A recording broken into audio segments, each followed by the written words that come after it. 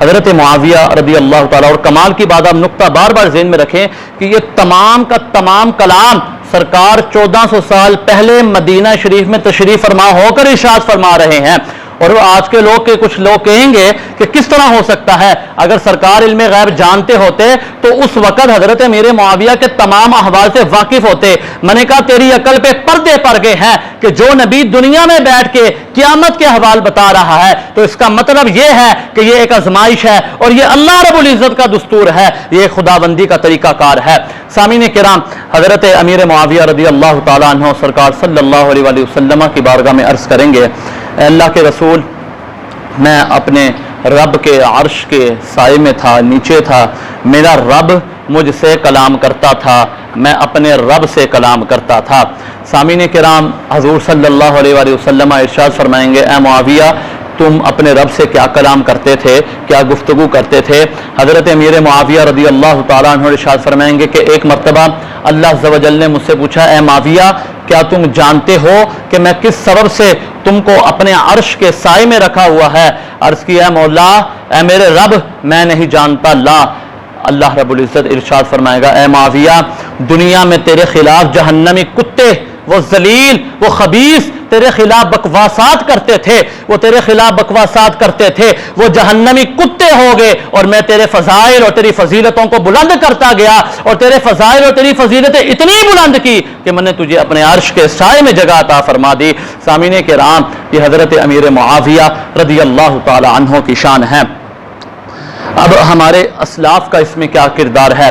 اب بعض لوگوں کا دعویٰ یہ ہے کہ حضرت عبداللہ بن عزیز رضی اللہ تعالیٰ عنہ جو خلیفۃ المسلمین ہیں، کہتے ہیں کہ آپ کے دور میں حضرت عمر فاروق والا اسلام واپس آ گیا.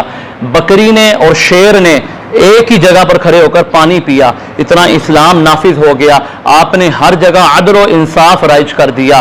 کیا اب حضرت عمر بن عبدالعزیز افضل ہیں یا حضرت امیر معاویہ افضل ہیں؟ تو میں ان کو بتلانا چاہتا ہوں، عبداللہ بن مبارک رضی اللہ تعالیٰ عنہ ایک نیک بزرگ ہیں، ان سے پوچھا گیا کہ آپ بتلائیے کہ عمر بن عبدالعزیز جن کے دور میں اسلام واپس آ گیا تھا، جن کے دور میں عمر فاروق والا دور واپس آ گیا تھا، عدل و انصاف قائم ہو گیا تھا، آپ بتلائیے کہ عمر بن عبدالعزیز کا زمانہ بہتر ہے یا حضرت امیر معاویہ کا زمانہ بہتر ہے، یا عمر بن عبدالعزیز بہتر ہیں یا حضرت امیر معاویہ رضی اللہ تعالیٰ عنہ جو ہے وہ بہتر ہیں؟ انہوں نے عبداللہ بن مبارک رضی اللہ تعالیٰ عنہ نے ایسا جواب دیا، فرمایا کہ جس گھوڑے پر حضرت امیر معاویہ رضی اللہ تعالیٰ عنہ سوار ہوئے سرکار کے ساتھ جنگ میں جانے کے لیے، اس گھوڑے کی جو ناک میں دھول ہے، اس وہ ناک کی دھول بھی عمر بن عبدالعزیز سے افضل ہے. پتا کیا چلا کہ حضرت امیر معاویہ رضی اللہ تعالی عنہ عمر بن عبدالعزیز رضی اللہ تعالی عنہ سے مقدم ہیں. سامعین کرام، آج بعض لوگ بڑا تان کرتے ہیں، حضرت امیر معاویہ رضی اللہ تعالی عنہ کے خلاف بکواسات کرتے ہیں، آپ کو ہٹ لسٹ پر رکھتے ہیں، آپ کے خلاف بکواسات کی جاتی ہے. میں ان کو بتلانا چاہتا ہوں کہ حضرت امیر معاویہ رضی اللہ تعالی عنہ کا جو سلسلہ نسب ہے، جو آپ کی پشت مبارک ہے، وہ 5ویں پشت میں جا کر سرکار صلی اللہ علیہ وسلم کے ساتھ ملتی ہے.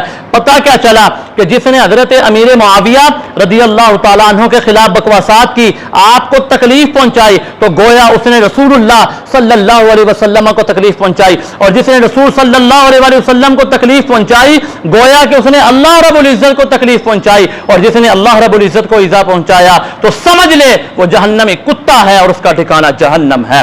سامعین کرام، ہمیں چاہیے کہ ہم حضرت امیر معاویہ رضی اللہ تعالیٰ عنہ سے محبت کریں، ان سے عقیدت رکھیں، کیونکہ اہل سنت کا وتیرہ یہ ہے کہ ہم در والوں کو بھی مانتے ہیں، ہم گھر والوں کو بھی مانتے ہیں. یہ اہل سنت جو ہے وہ ان کا اہل بیت اور صحابہ کرام رضوان اللہ تعالیٰ علیہم اجمعین سے محبت ہے. مسلم و ثبوت ہے فضیلت معاویہ، مسلم و ثبوت ہے فضیلت معاویہ، عیاں ہے شمس کی طرح کرامت معاویہ. وہ جس سے ناراض ہوں تو رسول اس سے ناراض ہوں، نبی سے اس طرح کی ہے قرابت معاویہ. معاویہ کے پیار سے ہمارا بیڑا پار ہے، گناہ بخشوائے گی شفاعت معاویہ. ان کے ہر عدو پہ لعنتیں خدا کی ہیں، باعث رضائے رب اطاعت معاویہ. انہیں کوئی برا کہے تو اس کے منہ میں خاک و آگ، نہ سن سکیں گے ہم کبھی اہانت معاویہ. وآخر دعوانا ان الحمد للہ رب العالمین.